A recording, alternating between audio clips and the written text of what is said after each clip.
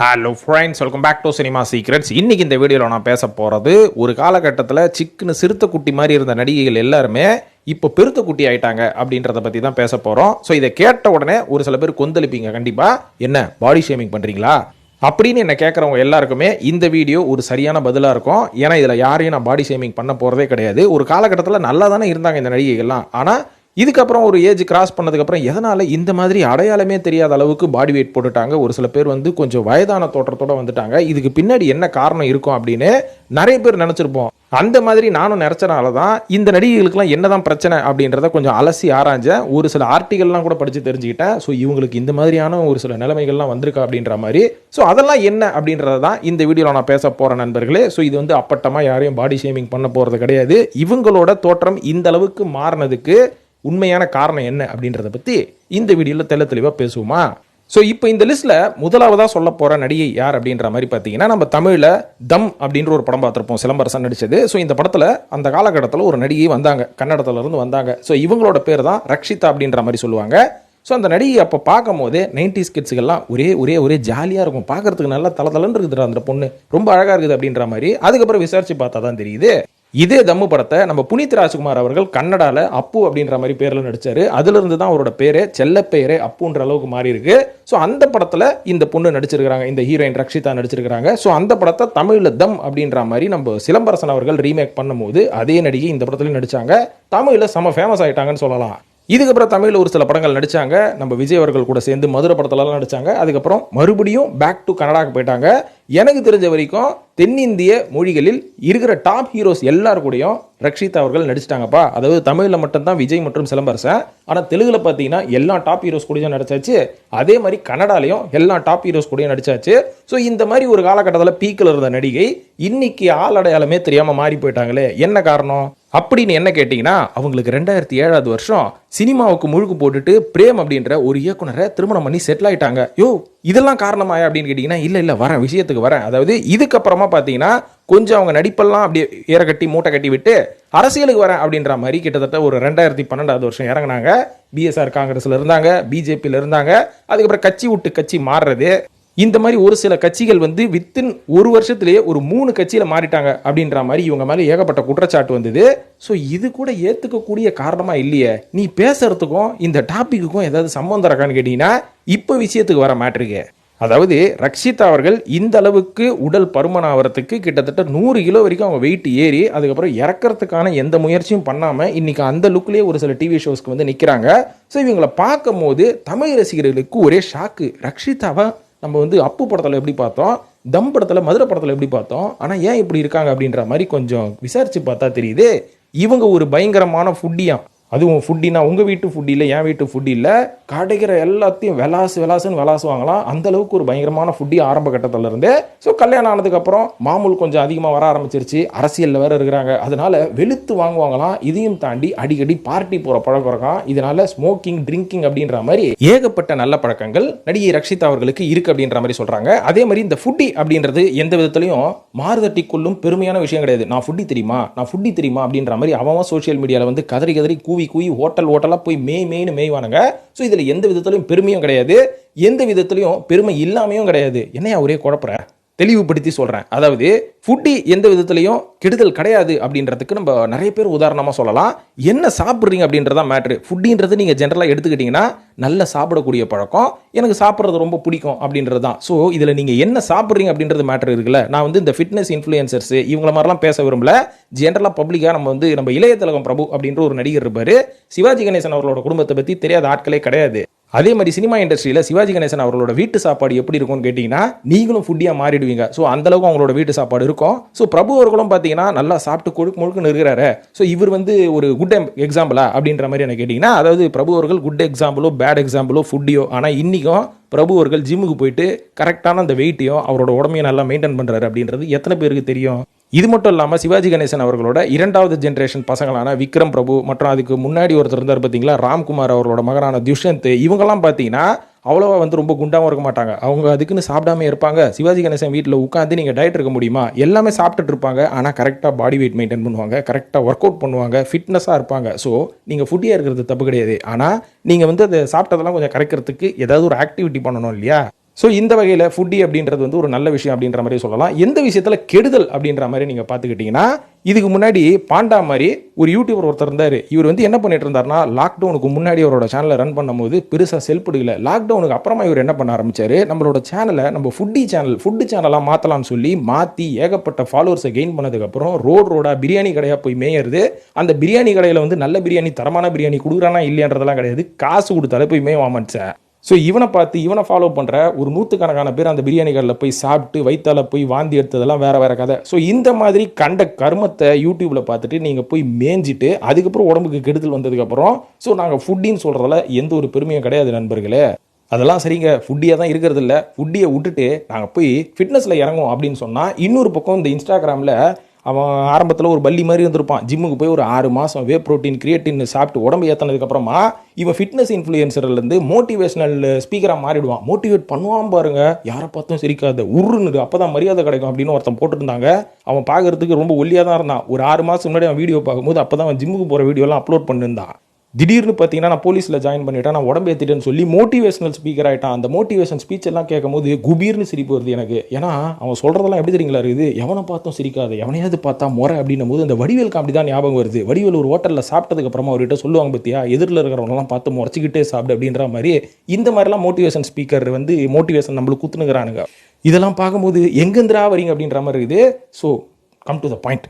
எப்போ பாரு point out நான் எங்கேயாவது அப்படியே ட்ராக் வேறு மாதிரி மாறி போயிடும். ஸோ ரக்ஷிதா அவர்கள் இந்த அளவுக்கு உடல் பருமனானதுக்கு முக்கியமான காரணம் இவங்க ஃபுட்டியாக இருந்து ஸ்மோக்கிங் மற்றும் ட்ரிங்கிங்க்கு அடிக்ட் ஆனது தான் அப்படின்ற மாதிரி சொல்கிறாங்க. ஸோ இப்போ ரக்ஷிதா அவர்களை தொடர்ந்து இரண்டாவதாக நான் சொல்ல போகிற நடிகை யாருன்னு பார்த்தீங்கன்னா, அவங்க வேறு யாரும் இல்லை, நடிகை அனு அகர்வால் அவர்கள். அந்த காலகட்டத்தில் திருடா அப்படின்ற ஒரு படம் பார்த்துருப்போம்.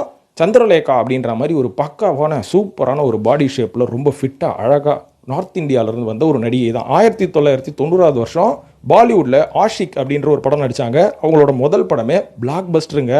பார்க்குறதுக்கு டஸ்கியாக இருந்தாலும் பார்க்குறதுக்கு ரொம்ப அழகாக இருப்பாங்க. ஸோ அவ்வளோ நல்ல கலையான ஒரு நடிகை அப்படின்ற மாதிரி சொல்லலாம். இன்றைக்கி இருக்கக்கூடிய நடிகைகளில் நம்ம ஒரு சில நடிகைகளை கூட டஸ்கியாக இருந்தாலும் இந்த அளவுக்கு அழகாக பார்த்ததில்லை. ஆனால் அனு அகர்வால் அவர்கள் அவ்வளோ அழகாக இருப்பாங்க அந்த டைமில். ஸோ அந்த சந்திரலேகா அப்படின்னு அவங்க பண்ண கேரக்டரை யாராலையும் மறக்க முடியாது. ஸோ அவங்க கடைசியாக நடித்த படம் 1996 வந்து ரிட்டர்ன் ஆஃப் ஜுவல் தீஃப் அப்படின்ற படம் தான். ஸோ இதுக்கப்புறம் என்ன ஆச்சு அப்படின்றது தான் ஒரு மிகப்பெரிய மிஸ்ட்ரியை. இதுக்கப்புறம் பார்த்தீங்கன்னா ஒரு பெரிய கார் ஆக்சிடெண்ட்டில் இவங்களுக்கு வந்து ஏகப்பட்ட பிரச்சனைகள் வந்துருச்சு. அந்த கார் ஆக்சிடெண்ட்டில் மாட்டினதுக்கு அப்புறமா கிட்டத்தட்ட 29 நாள் கோமாவில் இருந்துருக்கிறாங்க. இதனால் அவங்க முகம்லாம் வந்து எரிஞ்சு போய் அந்த ஆக்சிடெண்ட்டில் ஒரு மாதிரி குலைஞ்சு போச்சு அப்படின்ற மாதிரி சொல்லப்படுது. அதுக்கப்புறம் பிளாஸ்டிக் சர்ஜரிலாம் பண்ணி ரொம்ப காலம் வெளியில் பப்ளிக்கே வராமல் அவங்க வீட்டிலே தங்கி பல வருஷங்கள் வந்து ட்ரீட்மெண்ட் எடுத்ததுக்கு அப்புறமா தான் அவங்க வெளியில் வந்து எல்லாரும் கூட பேச ஆரம்பித்தாங்க. ஸோ இதுக்கப்புறம் பார்த்தீங்கன்னா 2001 வருஷத்துக்கு அப்புறம் இவங்க ஒரு துறவியாகவும் மாறிட்டாங்க. நிறைய மோட்டிவேஷனல் ஸ்பீச்சு, அதுக்கப்புறம் யோகா பண்ணுறது, யோகா ப்ராக்டிஸ் பண்ணுறது, யோகா சொல்லி கொடுக்கறது, இதையும் தாண்டி ஃபவுண்டேஷன் ஃபார் மென்டல் ஹெல்த் அப்படின்ற மாதிரி ஒரு ஃபவுண்டேஷனை ஓப்பன் பண்ணி நிறைய சோஷியல் சர்வீஸும் பண்ண ஆரம்பிச்சிட்டாங்க. ஸோ இப்போ இவங்க என்ன பண்ணிட்டு இருக்காங்கன்னா, இவங்க ஒரு மோட்டிவேஷனல் ஸ்பீக்கராக இருக்கிறாங்க. ஸோ இந்த மாதிரி ஆட்கள் கிட்ட இருந்தெல்லாம் மோட்டிவேஷன் எடுத்துக்கலாம். ஏன்னா இவங்களோட லைஃப்பில் எந்த அளவுக்கு இவங்க ஆரம்பத்தில் பீக்கில் இருந்தாங்களோ, ஒரு சின்ன ஆக்சிடென்ட்னால அவங்களோட லைஃபே தடம்புரண்டு விட்டது அப்படின்ற மாதிரி சொல்லலாம். அவங்களோட ஃபேஸ் பார்த்தீங்கன்னா அன்றைக்கி எப்படி இருந்ததோ இன்றைக்கி சுத்தமாக வேறு மாதிரி மாறிடுச்சு. ஸோ இந்த மாதிரி ஒரு ஆள் அந்த மாதிரி ஒரு சுச்சுவேஷனில் மாறும்போது அவங்க எவ்வளோ கஷ்டங்களை கடந்து வந்திருப்பாங்க. ஸோ அதை வந்து அந்த எக்ஸ்பீரியன்ஸில் ஒருத்தர் மோட்டிவேஷனலாக வந்து நம்மளுக்கு ஸ்பீச் கொடுக்கும்போது அதை வந்து நம்ம கேட்குறதுல எந்த தப்புமே இல்லை. ஸோ அந்த மாதிரி ரொம்ப அழகாக இருந்த அனு அகர்வால் அவர்கள் அந்த ஆக்சிடென்ட்னால அவங்களோட லுக்கு மாறி போச்சு. இது பல பேருக்கு தெரியாது. இருந்தாலும் பல பேர் அவங்கள பார்க்கும்போது இவங்களா அவங்க அப்படின்ற மாதிரி ரொம்ப ஷாக் ஆகிறதெல்லாம் உண்டு. அதுக்கு பின்னாடி இருக்கக்கூடிய ரீசன் இந்த ரீசன் தான். இந்த லிஸ்ட்டில் மூன்றாவதாக சொல்ல போகிற நடிகை கனகா அவர்கள். கனகா அவர்களை யாராலையும் மறக்க முடியாது. நடித்தது என்ன தான் ஒரு 10 படமாக இருந்தாலும் இவங்க வந்து தமிழ் சினிமாவில் போட்ட விதை அப்படின்றது இன்னி வரைக்கும் ஒரு பெரிய மைல்கல் தான் அப்படின்ற மாதிரி சொல்லலாம். ஏன்னா அந்த அளவுக்கு தரமான படங்கள் அவங்களோட கெரியரில் கொடுத்துருந்தாலுமே கூட 26வது வயசுலேயே அவங்க நடிப்பை டோட்டலாக விட்டுட்டு நான் கல்யாணம் பண்ணி செட்டில் ஆக போகிறேன் அப்படின்ற ஒரு முடிவை எடுத்த முதல் நடிகை எனக்கு தெரிஞ்ச வரைக்கும் இவங்க தான் இருப்பாங்க இவ்வளோ சின்ன வயசில். இதுக்கு காரணம் இவங்க நடிப்பு அப்படின்றதையும் தாண்டி மேரேஜ் லைஃப் எனக்கு ரொம்ப பிடிக்கும் அப்படின்றனால ஒரு என்ஜினியரை வந்து கல்யாணம் பண்ணிக்கிட்டு யூஎஸ்ஏல போய் செட்டில் ஆனாங்க. ஆனால் அவங்களோட துரதிருஷ்டம் வெறும் 15 நாளில் அந்த ஆள் டிசப்பியர் ஆகிட்டாராம், ஓடி போயிட்டாரா அவங்கள விட்டுட்டு. ஸோ அதுதான் அவங்களோட முதல் ஸ்ட்ரெஸ் அப்படின்ற மாதிரி சொல்லப்படுது. அது மட்டும் இல்லாமல் அவங்களோட 3வது வயசுலேயே அவங்க அப்பா வந்து அவங்கள தனியாக விட்டுட்டு போயிட்டாரு. அவங்க அம்மா தான் அவங்கள வளர்த்தாங்களாம். ஸோ சின்ன வயசுலேருந்தே ஏகப்பட்ட கஷ்டங்களை அனுபவிச்சவங்க தான் நடிகை கனகா அவர்கள். இதுக்கப்புறம் இந்த மாதிரி அவரோட கணவர் விட்டுட்டு போனதுக்கப்புறம் அவங்க அம்மா கூட தான் இருந்திருக்கிறாங்க. அம்மா கூட இருக்கும்போது எந்த படமும் அவங்க நடிக்கல. எந்த படத்தோட வாய்ப்பு வந்தாலும் அதை தட்டி கழிச்சிட்டு தான் இருந்தாங்க அம்மாவை பார்த்துக்கணும். ஏன்னா அவங்க அம்மா மேலே அவங்களுக்கு அவ்வளோ பாசமாக. ஸோ இந்த மாதிரி இருக்கும்போது ஒரு காலகட்டத்தில் ஒரு 56வது வயசில் அவங்க அம்மாவை இறந்ததுக்கப்புறம் இவங்க டோட்டலாக டிப்ரெஸ் ஆகிட்டாங்களாம். ஸோ இந்த டிப்ரெஷன்னாலேயே அவங்களோட ஹெல்த்தை வந்து பார்த்துக்கிறது இல்லை, அவங்களோட லுக் வைஸ் வந்து எல்லாமே சேஞ்ச் ஆக ஆரம்பிச்சிருச்சு, இவங்களுக்கு மனநிலையும் பாதிக்கப்பட்டுட்டாங்க அப்படின்ற மாதிரியும் பல நியூஸ் வந்தது. இது மட்டும் இல்லாமல் அந்த நேரத்தில் இவங்களுக்கு பிஏவாக இருந்த ஒரு நபர் வந்து இவங்கள ஒருதலையாக காதலிச்சிருக்கிறாரு. ஸோ அந்த காதலை வந்து அந்த காலகட்டத்தில் இவங்க அக்செப்ட் பண்ணாமல் இவங்களுக்கு இருந்த பிரச்சனையில் இவனும் இப்படி பண்ணுறான்னு இவங்க மேலே போலீஸ் கம்ப்ளைண்ட்லாம் கொடுத்துருக்காங்க அந்த பிஏ மேலே. இதனால் மனவேதனை அடைஞ்ச அந்த பிஏவும் சூசைட் பண்ணி இறந்துட்டாராம். ஸோ இதுவும் இவங்களுக்கு பயங்கர டிப்ரெஷன். இது மட்டும் இல்லாமல் இவங்க நம்பின பல பேர் இவங்களை ஏமாற்ற ஆரம்பிச்சிட்டு இருக்கிறாங்க. இந்த மாதிரி வாழ்க்கையில் ஏகப்பட்ட பிரச்சனையை சந்தித்தோடனே அவங்களோட மனசில் ஏகப்பட்ட பிரச்சனைகளும் வந்ததுக்கு அப்புறமா இவங்க டோட்டலாகவே எல்லார் கூடயும் பேசுகிறத தவிர்த்துட்டு ஐசோலேட் ஆகிட்டாங்களாங்க. வீட்டுக்குள்ளே யாரையும் சேர்க்கறது இல்லை, அக்கம் பக்கத்தில் இருக்கிற ஆட்கள் யார் கூடயும் பேசுறது கிடையாது. இவங்ககிட்ட யாராவது ஃபார்வர்டாக பேச வந்தாலும் ரெஸ்பான்ஸ் பண்ணுறது கிடையாது, எரிஞ்சு விழுறது. இதனால் ஹெல்த்தை மெயின்டைன் பண்ண முடியல, ஹெல்த்தை பார்த்துக்கவும் முடியல, அவங்களோட லுக்கு சேஞ்ச் ஆகிடுச்சு. ஸோ அவங்களோட மனநிலை சேஞ்ச் ஆச்சுன்னா உங்களோட அவுட்புட்டு உங்களோட ஃபேஸில் தானே தெரியும். ஸோ இவ்வளவு பிரச்சனைக்கும் காரணம் அவங்களோட லைஃப்பில் அவங்க சந்தித்த இக்கட்டான சூழ்நிலைகள். அதனால தான் இன்றைக்கி கனகா அவர்கள் ஆரம்பத்தில் எவ்வளோ அழகாக இருந்தாங்களோ இன்றைக்கி பார்க்குறதுக்கு ரொம்ப வெயிட் போட்டு அவங்களோட ஃபேஸ் எல்லாம் டோட்டலாக மாறி ஒரு மாதிரி இருக்கிறாங்க பார்த்தீங்களா. ஸோ இதுக்கு காரணம் அவங்களோட அம்மாவின் இறப்பு, அவங்களோட லைஃப்பில் அவங்க ஏகப்பட்ட பிட்ரேல்களை சந்திச்சிருக்கிறாங்கல்ல, இதுதான் முக்கியமான ரீசனேவாப்பா. நான்காவதாக சொல்ல போகிற நடிகை கமாலினி முகர்ஜி. இப்படி ஒரு நடிகை இருந்தாங்க அப்படின்றது ஞாபகம் இருக்கா நண்பர்கள் எல்லாருக்கும்? ஏன்னா எனக்கு தெரிஞ்ச வரைக்கும் அவங்க கடைசியாக நடித்த படமே இறைவி அப்படின்ற ஒரு தமிழ் படம் தான். அதுக்கப்புறம் புலிமுருகன் அப்படின்ற ஒரு படத்தில் நடித்தாங்க. ஸோ கிட்டத்தட்ட ஒரு 2016வது வருஷத்துலேருந்து அவங்க இன்னி வரைக்கும் எதுலேயுமே நடிக்கலை, எதுலேயுமே அவங்கள நம்ம பார்க்கவே முடியல. ஸோ கொல்கட்டாவில் பிறந்து வளர்ந்த ஒரு ப்ரொஃபஷனல் ஆக்டர் இவங்க தான், பரதநாட்டியம் ட்ரெயின்ட் ஆர்டிஸ்ட்டும் கூட. இது மட்டும் இல்லாமல் இவங்க நடித்த முதல் படமே சர்ச்சையான ஒரு படம். அதாவது எய்ட்ஸ் அவேர்னஸ் சம்மந்தமான ஒரு படத்தை நடிகை ரேவதி அவர்கள் இயக்கும் போது, அதாவது அந்த படத்தின் பேர் கூட பெருமிலேங்கி அப்படின்ற மாதிரி சொல்லுவாங்க. அந்த படத்தில் ஒரு முக்கியமான கதாபாத்திரம் முதல் படத்திலே பண்ணவங்க நடிகை கமாலினி அவர்கள் தான். ஸோ இந்த மாதிரி படம் பண்ணும்போது இவங்க தமிழ் சினிமாவில் இல்லை இந்திய சினிமாவில் நம்ம எந்த மாதிரி கேரக்டர் நடித்தாலும் அந்த கேரக்டர் ஜஸ்டிஃபை பண்ணுற அளவுக்கு ஒரு நல்ல கேரக்டராக இருக்கணும். சும்மா அந்த நடிகையில் கூட்டின்னு போய் கிளாமர் அப்பீலுக்காக நடிகை வைக்கிற கதையை இருக்கக்கூடாது. எனக்கு நீங்கள் ஒரு வாய்ப்பு கொடுக்குறீங்கன்னா அந்த வாய்ப்பு ரொம்ப நல்ல வாய்ப்பாக இருக்கணும் அப்படின்ற மாதிரி செலக்ட் பண்ணி கேரக்டர் நடிப்பாங்களாம். இதனால தான் பார்த்தீங்கன்னா வேட்டையாடு விளையாடு அப்படின்ற ஒரு படத்தில் கூட ஒரு நல்ல கேரக்டர் தான் பண்ணியிருப்பாங்க. காதல்னா சும்மா இல்லை அப்படின்ற ஒரு படத்தில் கூட ஒரு நல்ல கேரக்டர் தான் பண்ணியிருப்பாங்க. இதுக்கப்புறம் அவங்க டோட்டலாக சினிமாவை விட்டே போனதுக்கு முக்கியமான காரணம் தெலுங்கில் 2014வது வருஷம் ராம் சரண் அவர்களோட படத்தில் நடித்தது தான் வென அப்படின்ற மாதிரி சொல்கிறாங்க. ஏன்னா அந்த படத்தில் ஒரு முக்கியமான கேரக்டர்னு சொல்லி தான் அந்த இயக்குனர் கூப்பிட்டுருக்காரு. இவங்க நடிக்கும் போதும் இவங்களை வச்சு ஏகப்பட்ட நல்ல நல்ல சீன்ஸ்லாம் எடுத்ததுக்கப்புறம் தியேட்டரில் போய் அந்த படத்தை பார்க்கும்போது ரொம்ப அப்செட் ஆகிட்டாங்களாம். இந்த படத்தில் நான் பண்ண கேரக்டர் ஒரு ஜூனியர் ஆர்டிஸ்டோட கேவலமான கேரக்டர். ஏன்னா அதில் வந்து ஒரு உயிர் இல்லை, என்னை வச்சு எடுக்கும் போது என்கிட்ட சொல்லும் போது நீங்கள் சொன்னது எதுவுமே இந்த படத்தை நான் பார்க்கும்போது இல்லை, அதனால் நீங்கள் என்னை ஏமாத்திட்டீங்க அப்படின்னு சொல்லி தெலுங்கில் நான் இனிமேல் நடிக்க மாட்டேன்னு ஒரு அனௌன்ஸ்மெண்ட் ஓப்பனாக கொடுத்துட்டு வெளில வந்தாங்க. இதுக்கப்புறம் பார்த்தீங்கன்னா இதே மாதிரியான ஏகப்பட்ட பிரச்சனைகளை மற்ற லாங்குவேஜில் அவங்க சந்திச்சிருப்பாங்க. அதனால் நம்மளுக்கு சினிமா செட் ஆகாதுன்னு அந்த லைம் லைட்லேருந்து பீக்கில் இருக்கும்போதே வெளில வந்தவங்க தான் கமலினி அவர்கள். இதுக்கப்புறம் பார்த்தீங்கன்னா அவங்களோட தனிப்பட்ட லைஃப்பில் போனதுக்கப்புறம் இந்த ஃபிசிக்கை மெயின்டைன் பண்ணால் என்ன பண்ணலன்னா இனிமேல் நம்ம சினிமாவை நடிக்க போகிறோம் அப்படின்னு சொல்லி ரொம்ப லத்தார்ஜிக்காக விட்டு ரொம்ப வெயிட்டு போட்டுட்டாங்க. அது கூட ரீசெண்டாக ஏதோ ஒரு ஸ்டேஜ் ஷோவில் பார்க்கும்போது தான் இவங்களை பார்த்து எல்லாருமே ஷாக் ஆகிட்டாங்க. ஸோ கமாலினி அவர்களோட லுக்கு சேஞ்சுக்கு முக்கியமான காரணம் இனிமேல் சினிமாவில் இல்லை, லுக் வைஸ் மெயின்டைன் பண்ண தேவையில்லை அப்படின்ற மாதிரி கூட ஒரு காரணமாக இருக்கலாம். ஆனால் மற்ற நடிகளோட கம்பேர் பண்ணும்போது அந்தளவுக்கு அவங்க பெருசாக வெயிட் போடலை. அவங்க லுக் வைஸ் ஆனால் பயங்கர சேஞ்சஸை நம்ம ஈஸியாக பார்க்கலாம் நண்பர்களே. இப்போ 5வதாக சொல்ல போகிற நடிகை ஜென்டில்மேன் படத்தில் ரொம்ப நச்சுன்னு இருந்த ஒரு நடிகை இருக்காங்க பார்த்தீங்களா, சுபஸ்ரீ அப்படின்ற ஒரு நடிகை தான் இன்றைக்கி பயங்கரமாக வெயிட் போட்டாங்க. ஸோ இதுக்கு பின்னாடி ஒரு காரணம் இருக்குது. சுபஸ்ரீ அவர்கள் என்ன தான் கொழுக்கு முழுக்குன்னு ஆரம்பத்தில் இருந்தாலும் அவங்க கொஞ்சம் பார்க்குறதுக்கு கொஞ்சம் ஸ்ட்ரக்சராக தான் இருப்பாங்க இல்லையா. பட் அவங்க படம் நடிச்சிட்டு இருக்கிற வரைக்கும் கொஞ்சம் நல்லா தான் இருந்தாங்க. அதுக்கப்புறம் அந்த படத்தில் இருந்து கல்யாணம் ஆனதுக்கப்புறமா இவங்க தெலுங்கு மலையாளம் எல்லா இண்டஸ்ட்ரியிலேருந்தும் டோட்டலாக குவிட் பண்ணிவிட்டு நான் கல்யாணம் பண்ணிக்க போகிறேன் அப்படின்ற மாதிரி வெளில போனதுக்கு அப்புறம் கொஞ்சம் நல்லா தான் இருந்தாங்க. ஆனால் திடீர்னு பார்த்தீங்கன்னா இப்போ பயங்கரமாக வெயிட் போட்டிருக்காங்க. அதுக்கு பின்னாடி என்ன காரணம் அப்படின்ற மாதிரி அவங்கள விசாரித்து பார்த்தா தான் தெரியுது. இவங்க வந்து உடம்பு பாடி வெயிட்டை கரெக்டாக மெயின்டைன் பண்ணிட்டு இருந்தாங்க. ஏன்னா நான் டான்ஸும் பண்ணுவேன், ஃபிட்னஸும் பண்ணுவேன், எல்லாமே பண்ணிட்டு இருப்பேன். ஆனால் திடீர்னு எனக்கு ஒரு ஆக்சிடென்ட் ஆச்சு. இந்த ஆக்சிடெண்ட்டில் என்னோட கால் உடஞ்சி போச்சு. இந்த மாதிரி என் கால் உடஞ்சதுக்கப்புறமா என்னால் ஃபிட்னஸை மெயின்டைன் பண்ண முடியல. அதனால் நான் நிறைய வெயிட் கெயின் பண்ணிட்டேன். இதை வந்து நான் எப்படி ரெடியூஸ் பண்ணுறதுன்னு தெரியல. நான் வெயிட் கெயின் ஆனதுக்கு முக்கியமான காரணமே இந்த ஆக்சிடென்ட் தான் அப்படின்ற மாதிரி சொல்லியிருக்காங்க. ஸோ இது கூட ஒரு ஏற்றுக்கக்கூடிய காரணமாக கூட இருக்கலாம். ஏன்னா கால் உடஞ்சிருச்சுன்னா உங்களோட கால் தான் உங்களோட மொத்த பாடி வெயிட்டையும் வந்து கேரி பண்ண போகிற ஒரு விஷயம். ஆனால் அதை வந்து நீங்கள் ரொம்ப ஹெவியாக ஸ்ட்ரெயின் பண்ணி எந்த ஒர்க் அவுட்டும் பண்ணவும் முடியாது. ஆனால் ப்ராப்பரான டயட் எல்லாமே இருந்தால் கொண்டு வரலாம். பட் ஃபிசிக்கல் ஆக்டிவிட்டி அப்படின்றது ரொம்ப லிமிட்டட் ஆகிடும் உங்களுக்கு.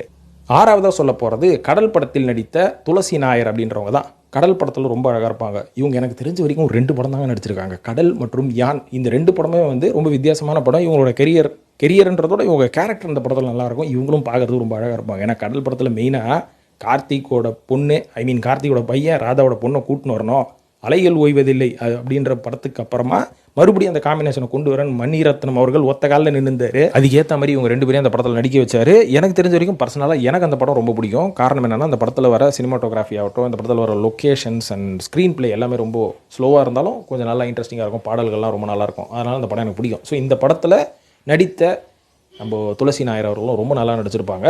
ஆனால் இப்போ பார்த்தீங்கன்னா ஒரு 2 படம் தான். அதுக்கப்புறம் ஏன் தமிழ் சினிமாவில் கண்டினியூ ஆகலை அப்படின்ற மாதிரி கேட்டிங்கன்னா, அவங்க தமிழ் சினிமாக்குள்ளே வரணுன்றது அவங்களோட இன்டென்ஷனே கிடையாது. அவங்க வந்து படிச்சுட்டு இருந்தாங்க. படிச்சுட்டு இருக்கிற பிள்ளையை கூட்டின்னு வந்து நடிக்க வச்சிருக்காங்க. அதுக்கப்புறம் அந்த படத்தை முடிச்சதுக்கு அப்புறமா யான் படத்துக்கு நடுவில் அவங்க மும்பையில் போய் மறுபடியும் அவங்களோட ஸ்டடீஸை கண்டினியூ பண்ணியிருக்காங்க. அதை முடிச்சதுக்கு அப்புறமா நான் வந்து டோட்டலாக இனிமேல் படிக்க தான் போகிறேன், லண்டனுக்கு போகிறேன், இனிமேல் நடிக்கிறதுக்குலாம் எனக்கு விருப்பம் இல்லை அப்படின்ற மாதிரி பிஸ்னஸ் மேனேஜ்மெண்ட் படிக்கிறதுக்கு கிளம்பிட்டு இருக்கிறாங்க. இதுக்கு முக்கியமான காரணம் என்னென்னு பார்த்தீங்கன்னா, இவங்களோட அம்மாவான ராதா அவர்கள்கிட்ட ஏகப்பட்ட பிஸ்னஸ் இருக்குது, ஏகப்பட்ட செயின் ஆஃப் ஹோட்டல்ஸ் இருக்குது. இது எல்லாமே யார் பார்த்துக்கிறது? நடிகை வந்துட்டா அதையாமல் பார்த்துப்பான், இருக்கிற ஆட்டையை போட்டுன்னு போயிடுவான். அதனால் நம்ம பொண்ணுங்க அதை பார்த்துக்கணும்னு சொல்லி படிக்க வச்சதா சொல்லப்படுது. ஸோ அதனால் டோட்டலாக இந்த சினிமாவிலேருந்து வெளில வந்ததுக்கப்புறமா அவங்க ஏற்கனவே கொழுக்கு முழுக்குன்னு இருப்பாங்களா, ஸோ இந்த பிஸ்னஸில் இறங்கினதுக்கப்புறம் டோட்டலாக வெயிட் கெயின் ஆகிட்டாங்க. இப்போ சமீபத்தில் கூட அவங்களோட அக்கா இருக்காங்க பாருங்கள், அவங்களோட கல்யாணத்தில் தான் இவங்களோட ஃபோட்டோஸ்லாம் பார்க்கும்போது ரொம்ப ஷாக்கிங்காக இருந்தது, எதனால் எப்படி ஆகிட்டாங்கன்னு.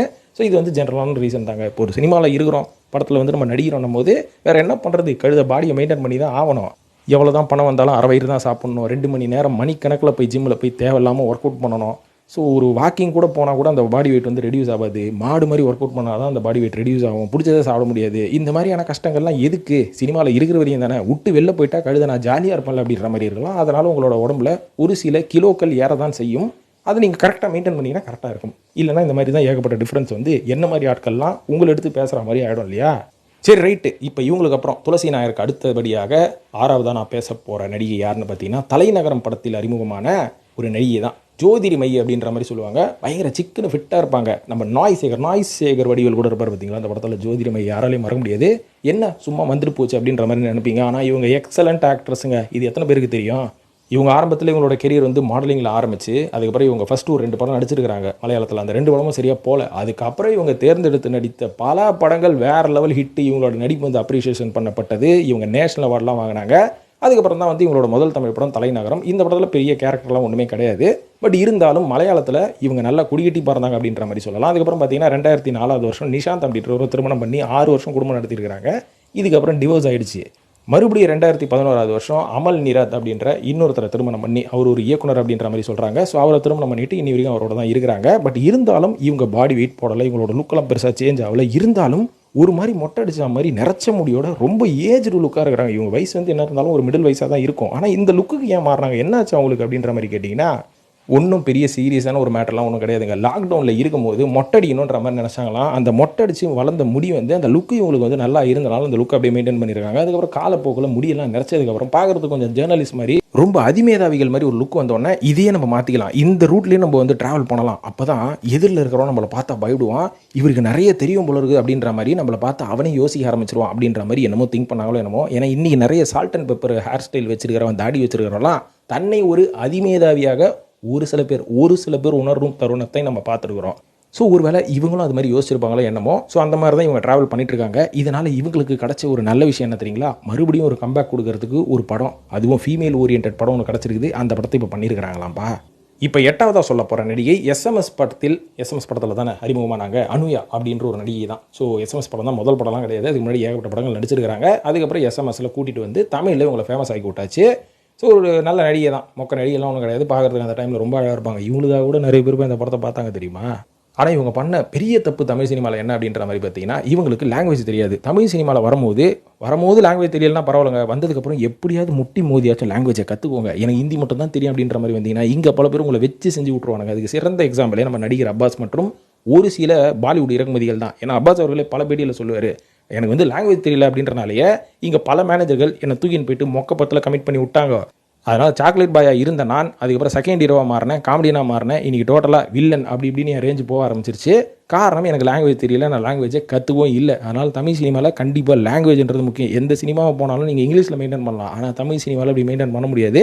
இங்கே லாங்குவேஜ் தெரியலனா அவங்களை ஏமாற்றி விடுவானுங்க. ஸோ அந்த மாதிரி தான் அனுயா அவர்களும் எஸ்எம்எஸ் சக்ஸஸுக்கு அப்புறமா தொடர்ந்து மொக்க படமாக போய் கமிட் ஆகி அவங்களோட கெரியர் அகலபாதத்தில் போயிடுச்சு. அதுக்கப்புறம் பார்த்தீங்கன்னா எந்த படமும் சரியாக வரது கிடையாது. சரி வேறு என்ன பண்ணுறது அப்படின்ற மாதிரி சுற்றிட்டு இருக்கும்போது தான் போதா குறைக்கு இந்த சுச்சி லீக்ஸில் வேறு மாட்டி இந்த பொண்ணு இப்படியெல்லாம் போஸ்ட் கொடுக்குறா, இந்த பொண்ணோட அந்தரங்க வீடியோஸ்லாம் லீக் ஆகிடுச்சு அப்படின்னு சொல்லி சுச்சி மீதி மானத்தையும் வாங்கி விட்டாச்சு. ஸோ இதுக்கப்புறம் பார்த்தீங்கன்னா அவங்களோட கெரியர் டோட்டலாக போய் அவங்களுக்கு பட வாய்ப்புகளே வராதனால சினிமா விட்டே வெளில போயாச்சு. இதுக்கப்புறம் நான் ஏற்கனவே சொன்னேன் பார்த்தீங்களா, கழுத சினிமாலேருந்து வெளில வந்தாச்சு, உடம்பை மெயின்டைன் பண்ண என்ன பண்ணலன்னா என்ன அப்படின்ற ஒரு டிப்ரெஷன்லேயே வெயிட் ஆகிட்டாங்க அப்படின்ற மாதிரி சொல்கிறாங்க. அது மட்டும் இல்லாமல் என் கெரியர் போனதுக்கு காரணம் சுச்சி லீக்ஸ் அப்படின்ற ஒரு குற்றச்சாட்டம் வைக்கிறாங்க. இதை ரிலீஸ் பண்ண சுச்சி அவர்கள் ஒல்லிய பென்சில் மாதிரிக்கிறாங்க. ஆனால் இதுலேருந்து வெளில வந்த பல பேர் குண்டாயிட்டாங்கோ. 9ஆவதாக சொல்ல போகிற நடிகை சந்திரமுகி படத்தில் வந்த சொர்ணா, அவங்களோட உண்மையான பேரை சொர்ணா மேத்யூ தானுங்களாங்க. ஒரு நல்ல அழகான ஒரு நடிகை தான். இவங்களாம் ஹீரோயின் மெட்டீரியலாக கூட யூஸ் பண்ணியிருக்கலாம். ஆனால் என்ன பண்ணுறது, காமெடி நடிகையை இவங்களை யூஸ் பண்ணிட்டாங்க. வடிவேல் விவேக்கோட பல படங்களில் அவங்களுக்கு ஜோடி இவங்க தான். கேரளாவில் பிறந்து வளர்ந்தவங்க, மிஸ் கேரளா அப்படின்ற டைட்டில்லாம் வாங்கினாங்க. அதுக்கப்புறம் பார்த்தீங்கன்னா தமிழ் சினிமாவில் காமெடி நடிகையாக தொடர்ந்தவங்க. கடைசியாக அவங்க நடித்த படமே 2006 வெளியான திருப்பதி அப்படின்ற படம் தான். இப்போ எங்கே போனாங்கன்னு கேட்டிங்கன்னா யூஎஸில் போய் செட்டில் ஆகிட்டாங்களாம். 2003 திருமணம் ஆகிடுச்சு. இருக்கிற கமிட்மெண்ட்லாம் முடிச்சதுக்கப்புறம் யூஎஸில் போய் செட்டில் ஆகி 2 குழந்தைங்களும் இருக்கிறாங்க. இப்போ லுக்கை பார்த்தீங்கன்னா வேறு லெவலில் இருக்கிறாங்க. அமெரிக்கன் ரிட்டன் மாதிரிலாம் இல்லை, அமெரிக்காக்கார பொண்ணு மாதிரியே தான் இருக்கிறாங்க. அதுக்கு காரணம் யூஎஸோட எஃபெக்ட்டு தாங்க, வேறு என்னங்க சொல்கிறது. அமெரிக்காவுக்கு போயாச்சு இல்லை, அங்கே இருக்கிற லுக்கில் மாறணும் அப்படின்ற மாதிரி இப்போ மாறிட்டு இருக்கிறாங்க. அடையாளமே தெரில சுத்தமாக. இவங்களாம் அந்த சொர்ணா அப்படின்ற மாதிரி இருக்குது. ஸோ இவங்களோட லுக்குக்கும் காரணம் அங்கே இருக்கக்கூடிய இவங்களோட வாழ்க்கை சூழல் அப்படின்ற மாதிரி நம்ம சொல்லிடலாம். ஸோ நண்பர்களே, இதில் ஒரு 9 நடிகளை பற்றி சொல்லியிருக்கிறேன். இன்னும் நிறைய பேர் இருக்கிறாங்க. ஸோ கம்ப்ளீட்லி இப்போ உங்களுக்கு புரிஞ்சிருக்கும் இந்த வீடியோ வந்து ஒரு பாடி ஷேமிங்கான வீடியோ கிடையாது. இவங்களோட லுக்கு சேஞ்ச் ஆனதுக்கான முக்கியமான காரணம் என்ன அப்படின்னு நம்ம மண்டையை பிச்சுக்கிட்டு நிறைய வெப்சைட்டில் தேடிருப்போம், நிறைய யூடியூப்பில் தேடிருப்போம் இல்லையா.